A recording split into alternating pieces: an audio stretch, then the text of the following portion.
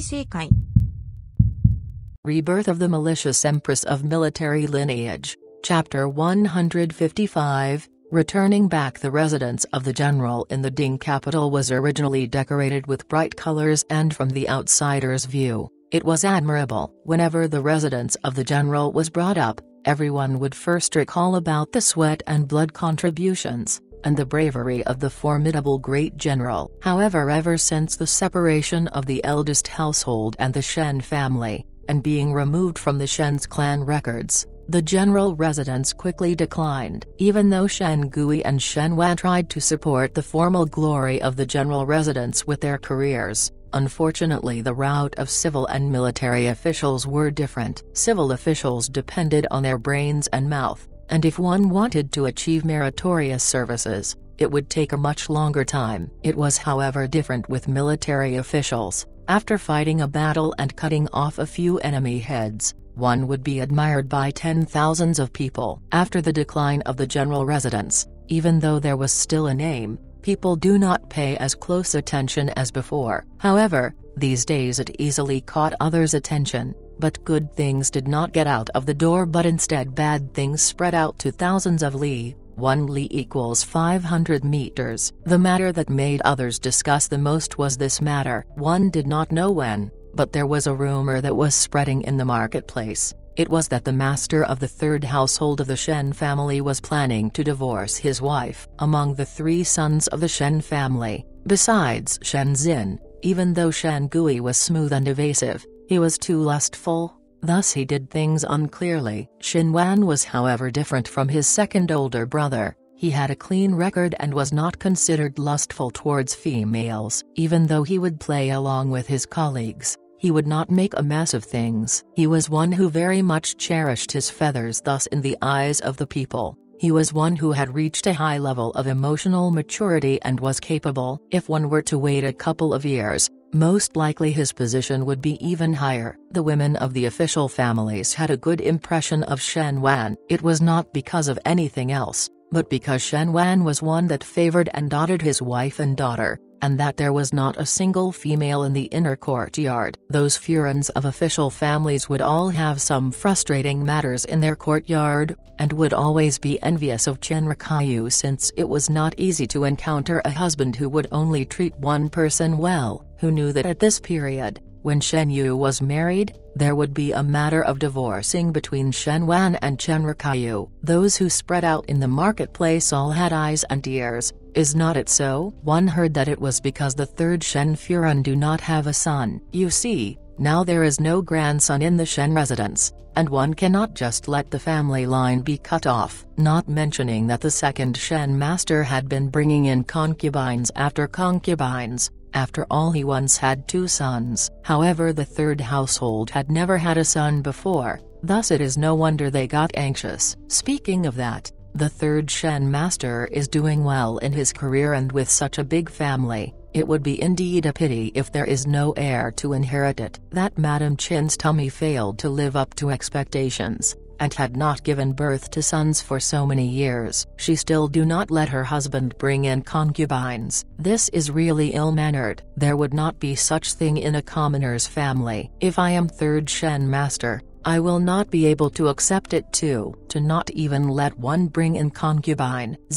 Such a jealous woman with no virtue and still do not have a son. This can be one and only third Shen master is pitiful. The rumors in the entire Ding capital were all standing at Shen Wan's side. Chen Rikayu was originally a talented lady from the Ding capital, and was extremely popular among the noble females circle. But this time, no matter if it were the commoners or those women who once flattered or were close to her, they all inadvertently now accused her of wrongs. Perhaps because Chen Rikayu had been living too fortunately in the past, that made people jealous. When the happiness was shattered, it would make others rejoice in her misfortune and throw stones. In the Shen residence, Chen Rikayu smashed the porcelain vase in front of her, and the vase became small debris and dregs that filled the entire floor. Chen Rikayu was unable to disperse the hate and smashed all the cups on the table onto the floor. Shi King and Huo Yi dared not even breath loudly and let Chen Rikayu continue to make a fuss. Shameless, shameless.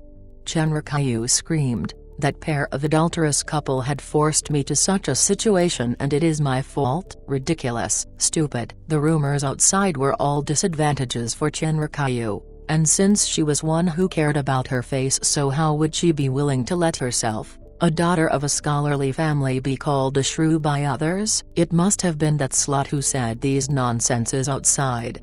Chen Rikayu clenched her teeth and said, it was a moment of pique when she said to Shen Wan about the divorce letter, and it was only to scare him, who knew that this information was now known and spread out in the marketplace, and had pushed her and Shen Wan to the point where things could not be mitigated. The thing that made one's heart chill the most was that Shen Wan had never taken a look at her till now. It must be that slut, that urged master. Chen Rikayu's nails deeply dug into her palm. Old Shen Furen was currently deliberately promoting Chang Zai King to go against her. Currently one did not know where Shen Yu went, and Shen Wan was confused by Chang Zai King. The Shen residence was so big, but there was no one that stood by her. One feared that in the entire Ding capital, the person that was in the wrong was her. Chen Rikayu felt as though she was a lone general fighting a battle. Furen. Currently old Furen had passed on the order, so what can we do next? Hu Yi finally asked. Either let Chang Zai King come in like this, or let Shen Wan write a divorce letter. No matter which one it was, Chen Rikayu would not be able to accept it, but she was indeed powerless in the Shen residence. The love that she had for Shen Wan had turned into hate at this moment. She suddenly stood up and laughed coldly. How would there be such an easy thing in the world? The Shen family is insulting me, then I would still need to take it. Pack up, I want to return to the Chen family. Chen Rikayu had returned to her maiden family. The old master of the Chen family was a document official of the administrative division, who was in charge of repairing all the big and small books in the Mingqi's palace. Because it was a civil role and one had to read widely, Chen Rikayu thus was able to grow up with books. Moreover, when old Master Chen was young, he was then a Jiyuan, first-place candidate in the provincial imperial examinations, and had some capabilities. There were some meaning of getting together the Chen and Shen families when Chen Rikayu married Shen Wan. Of course, in the beginning it was Shen Wan that selected Chen Rikayu. Even though old Master Chen was not one who shielded his shortcomings, he paid great attention to family reputation, especially the putting of a lofty and arrogant appearance was the same with Chen Rikayu. Thus if Chen Rikayu was divorced, it would destroy their reputation, making old Master Chen very unhappy. The Chen and Shen family were destined to have an unclear lawsuit. When Shen Miao heard all these from Jing's, she was reading under the lamp. Jing said, currently Third Furen had returned to her maiden family, and definitely will not let the matter rest. If they found out that the rumors were released by young lady, what will happen? The rumors that were flowing around the marketplace was not spread by Chang Zai King, nor Shen Wan, and definitely not old Shen Furen. It was Shen Miao. Shen Miao had lived together with the third household for an entire life, and knew that even though Chen Rikayu was pretentious, arrogant and loved Shen Wan deeply, she was not stupid. Upon discovering Shen Wan's and Chang Zai King's adulterous affair, she would definitely be furious and difficult to calm down, and would do impulsive things, but afterwards, after much thought, she would put up a grievance appearance in front of Shen Wan. Shen Wan would think about the long relationship with Chen Rikayu and would soften. At that time when Chang Zai Ken entered the household, it would not be known if Chen Rikayu or Chang Zai King would die in the fight. After all, Chen Rikayu would not be defeated that easily. It would be better to let some rumors out and cause the anger in Chen Rikayu's heart grow, and it would add more fuel to the fire with regards to Shen Wan's relationship, and it would then reach to an irreconcilable stage. A female's heart of vengeance was scary, and it would be much more interesting when events were provoked. Chen Rikayu indeed became so anxious that she returned to her maiden family. To take this step, it would be very difficult to go back. There would be a rift in the other person's heart, and only a novel would only be able to put back a shattered mirror. Shen Miao felt that during her past life she was unable to see things clearly when she was in the inner palace, but now after changing a perspective and watching as an outsider, it was very clear in a glance. To play with other on the palm of your hands, even if the person was one's enemy, Her mood was not that good. Perhaps it was because she would have thought that when Mai Furen looked at her. Was it the same as the way she was looking at Chen Rikayu? Do not worry. She then responded after pausing for a while, it is not that easy to detect.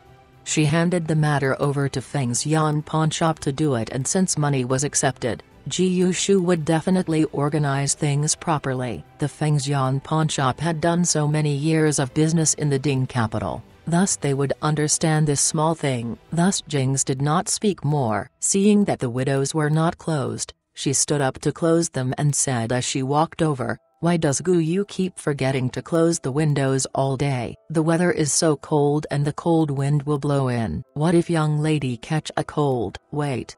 Shin Miao stopped her and glanced at the window. Let the air ventilate first since the room is stuffy. I will close them myself a while later. The room was bright, so how was it stuffy? Even though Jings was a little suspicious in her heart when she saw Shen Miao's resolute appearance, she did not speak. She then helped Shen Miao cut the wick of the lamp before saying, "May young lady rest early." Jings retreated out. Shen Miao was staring at the slightly wavering candlelight and was about to get up and walk towards the couch. Halfway there, the candlelight flickered violently. A familiar voice sounded, and it had the indolent banter that one had not heard for a long time. "Deliberately opened the door for me, so why go to sleep?" Shen Miao turned back and the youth propped himself against the window as one hand was supporting his chin, and the pair of peach blossoms' eyes looked over inattentively. It was indolent yet charming that even the dark night was unable to let others ignore his brilliance. He saw Shen Miao being slightly startled and in a flash, entered the room and naturally took the lamp from Shen Miao's hands and walked over to the stools to sit down. Such smooth actions, as if one had entered one's own room. "You returned?" Shen Miao asked. "Oh?" Zi Jingxing stared at her and said with a smile but not a smile, "Why, miss me?" Shen Miao was already accustomed to his contemptuous words, thus she simply ignored him. Zi Jingxing went to sit down on the stool by himself and raised his eyebrows. "You did well on Chen Rikayu's matter." Shen Miao rolled her eyes, "And you know it again." Zi Jingxing's informants spreads throughout the Ding capital. Moreover, Ji Shuyu of the Feng's Yan pawnshop have some relations with Zi Jingxing. Shen Miao instruct Ji Yushu to spread rumors at this end, and one feared that at the other end Ji Yushu would have told Zi Jingxing. Now Shen Miao did not even care about it. No wonder when Chang Zai King came to Din capital initially, you put up such an attitude.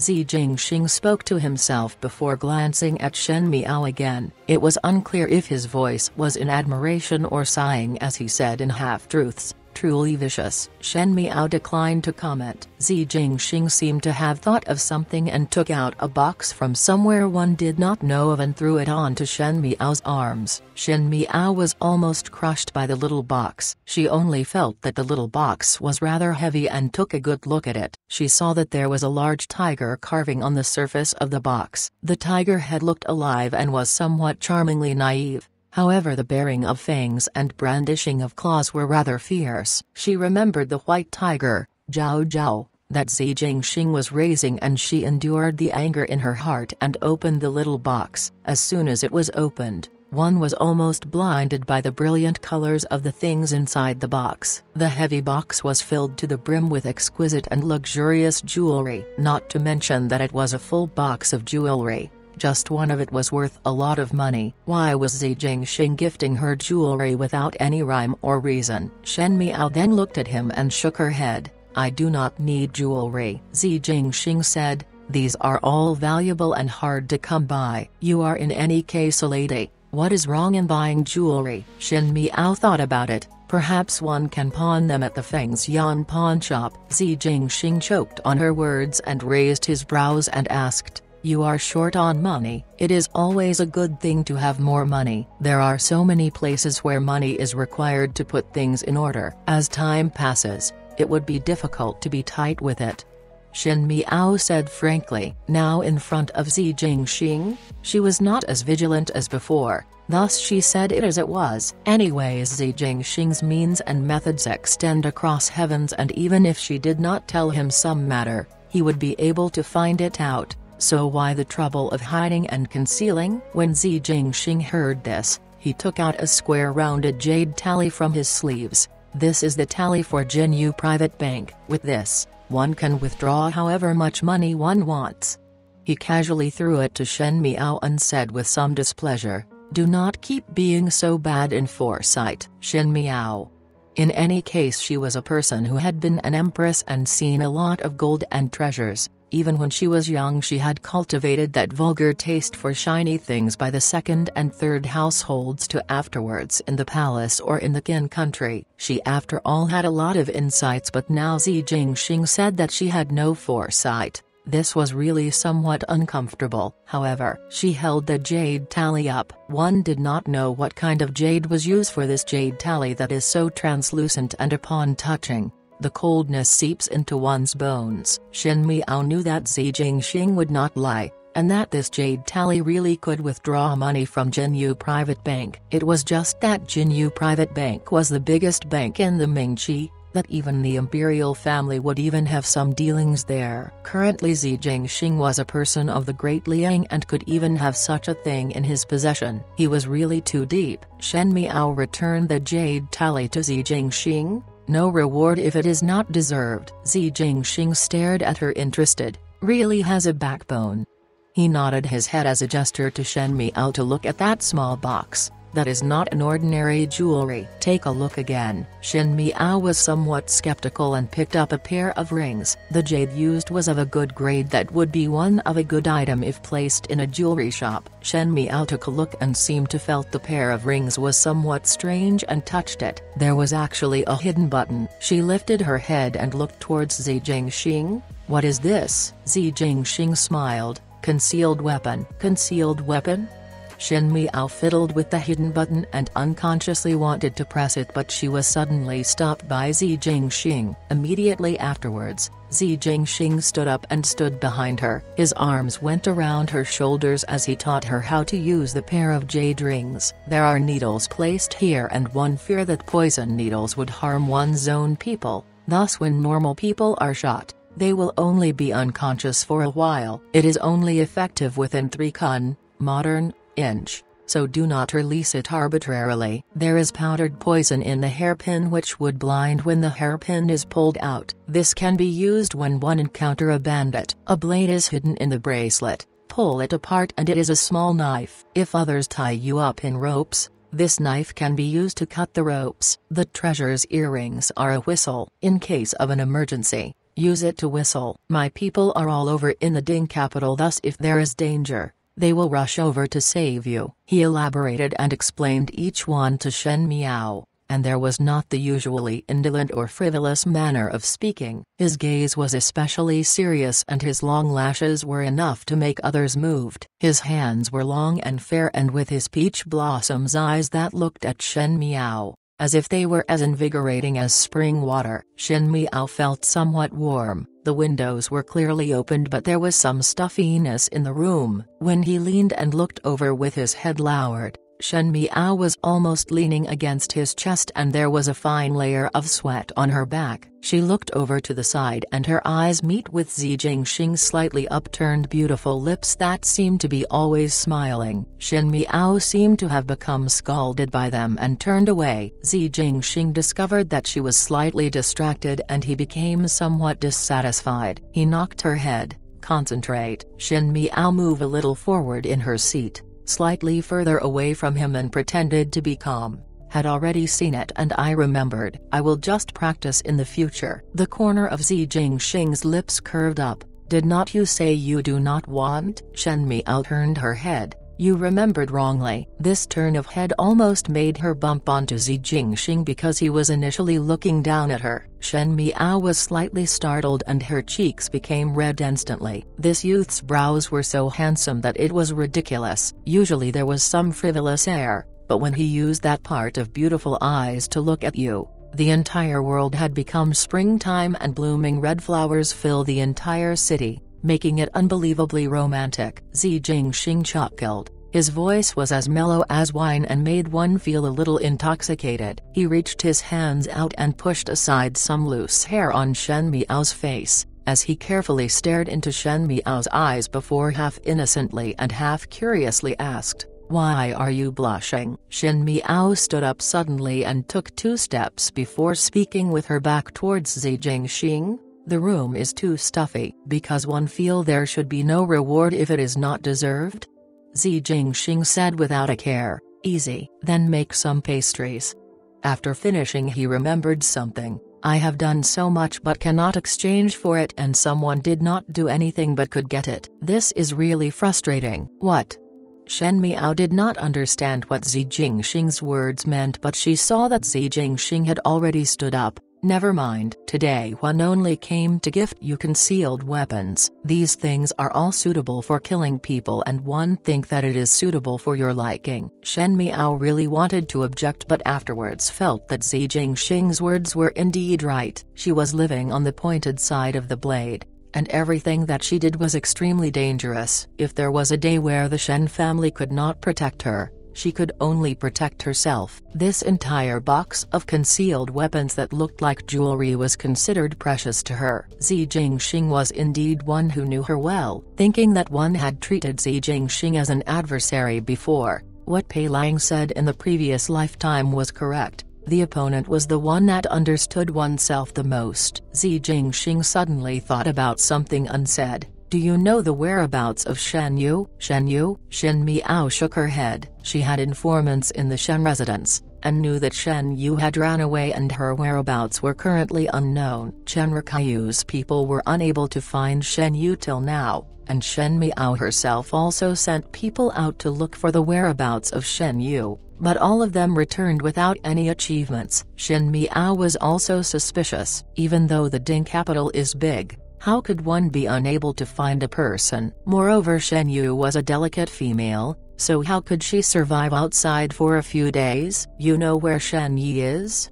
Shen Miao asked. Zi Jingxing said, "She is in the residence of the Qin's prince." After Zi Jingxing left, Shen Miao pressed her forehead before sitting back on the couch. The few candles were almost burned out. Shen Yu actually went to the residence of the Qin's prince and had now a connection to Huang Fuhao. In this lifetime, in the unseen world, she had changed the direction of a lot of things. For example, Shen Yu's fate. Now that Shen Yu had entered the residence of the Qin's prince, no one was able to expect what kind of changes there would be in the future. Shen Miao rubbed her chest and caught sight of that small box. When she stretched her hand out to bring it over and picked a pair of jade rings out, the greenness of the rings made her wrist look so fair, like a painting. It was originally a nice cold jewelry, but Shen Miao felt that it was somewhat hot. Just like the youth's gaze. She frantically kneaded her hair and closed the little box, but inadvertently saw that there laid a jade tally beside the box. Tally for Jinyu Private Bank. She had returned it to Zi Jingxing,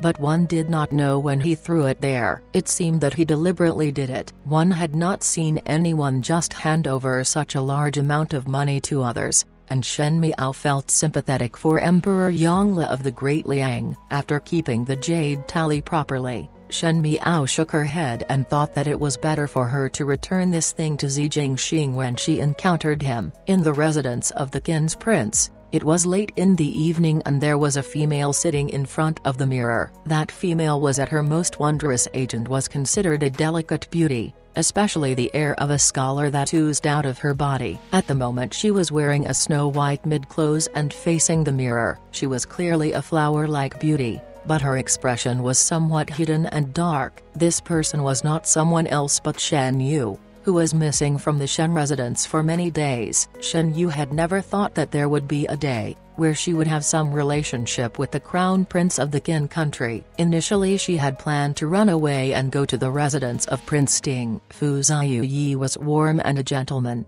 and she was the daughter of the third household of the Shen family. Thus, because of a colleague's relations, Fu Ziyu would not sit back and ignore her. Moreover, she was beautiful and naturally friendly with talents in poetry and painting. Even if one was made of stone, they would also be moved. At that time she only need to speak about her grievances in front of Prince Ding and gain his love and pity. She would be able to win over Prince Ding's heart. However, she had never go out of the residence alone. and did not know the location of the residence of Prince Ting. She asked others for the location, but because she feared that the servants of the Shen family would catch up, she had no choice but to run and hide as she moved along. There were always such people like this in the Ding capital. They were either escaping from marriage or running away from home due to some mistakes they committed, but it was easy to be target when a female was alone. Shen Yu was also targeted. The person that was onto her was a local gangster. Before she could find the residence of Prince Ting, something happened in a remote alley nearby. Those gangsters snatched her baggage and still wanted to dishonor her innocence. In desperation, she could only shout out that she was the niece of the formidable great general. Even though she was not resigned, Shen Yu knew it clearly in her heart. Her father's name was not as resounding as Shen Xin's, especially after Shen Xin's return to the Ding capital and that he gained a heavy responsibility from Emperor Wen Hu that did not fall short from those previous. Comparing to shouting Xin Wan, it would be more deterring to shout out Shen Xin's name. As a result, someone walked by and heard her shouting that and took action to save her. It was only later when Shen Wan then knew that that person was from the residence of the Ken's prince. Afterwards, Shen Yu saw Huang Fu Hao. Shen Yu only saw Huang Fu Hao once during the tribute banquet, and as the other person's identity was much higher ranked and a nobility, she did not dare to overstep the bounds of what was proper. This time she thought that Huang Fu Hao helped out while passing, but so Shen Yu went over to say her thanks. Who knew that Huang Fu Hao was not the least interested in her. To be exact, he was interested in Shen Miao and asked Shen Yu a lot of things of Shen Miao. Shen Yu thought that Huang Fu Hao probably took a liking to Shen Miao and her heart was very jealous. No matter what, Huang Fu Hao was a crown prince of the Ken country and would be the emperor one day. If Shen Miao and Huang Fu Hao were together and if Shen Miao became the crown prince's consort, then she would be the empress of the Ken country. Even if Shen Miao was a Fei, aka secondary consort, she would become a Gui Fei. No matter the case, she would be noble and there would be endless wealth. Therefore Shen Yu said a lot of bad things of Shen Miao. She slowly and faintly discernibly revealed how talentless and scheming Shen Miao was. Indeed, after Shen Yu finished speaking, she then saw that Huang Fu Hao's expression was not good. This made Shen Yu delighted. Huang Fu Hao had intended to send Shen Yu back,